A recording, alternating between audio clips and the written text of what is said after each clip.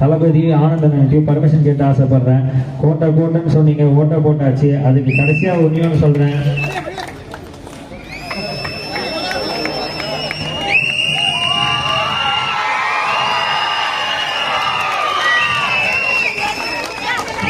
இதுல மாற்றம் கண்டிப்பா நடக்கும், நல்லா தான் இருக்கும். அதை எந்த சக்தியாலையும் தடுக்க முடியாது. நம்ம மற்ற கட்சிகளை பத்தி பேச விரும்பல. நம்ம ஃபோக்கஸ்டா நம்ம வேலையில இருப்போம். மாற்றத்தை நோக்கி நம்ம போவோம். எதுவுமே தேவையில்லை. ஆனா எனக்கு ரொம்ப ஆசையா இருந்ததுனால கடைசியா ஒன்றையும் சொல்லிக்கிறேன். ஏன்னா நெடுங்குணன்றதுனால மட்டும் சொல்றேன். யார் யார் எங்கெங்க எந்தெந்த பிரச்சனை பண்ணீங்களோ அவங்க யாருமே இங்க இல்லை. அவங்களுக்கு கடைசியா ஒன்று சொல்லிக்கிறேன். இந்த ஏரியா அந்த ஏரியா, இந்த இடம் அந்த இடம்லாம் உங்க இடம் கிடையாது. யாரும் உங்க இடம் கிடையாது. உங்க மேல எங்களுக்கு நல்ல மரியாதை இருக்கு. எங்க பசங்க எல்லாரும் நல்ல மரியாதை வச்சிருக்காங்க. அது அப்படியே இருக்கணும்னு நான் விரும்புறேன்.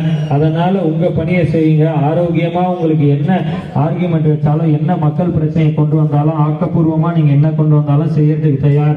இல்ல நான் இப்படிதான் பேசுவேன், விதண்டாவாதம் பேசுவேன்னா அதுக்கு நாங்க யாருமே ரெடியா இல்லை. பட் ஆனா நாங்க ஒரு கண்ணை காமிச்சா போதும், எல்லாருமே வேற மாதிரி இருப்பாங்கன்றதையும் தெரிவித்துக் கொள்கிறேன்.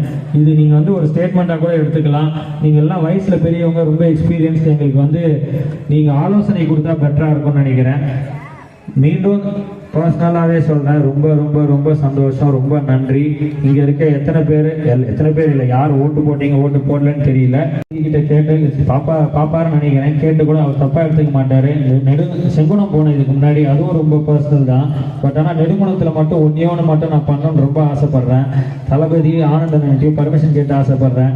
கோட்டைன்னு சொன்னீங்க, ஓட்டை போட்டாச்சு. அதுக்கு கடைசியா ஒன்றும் சொல்றேன்.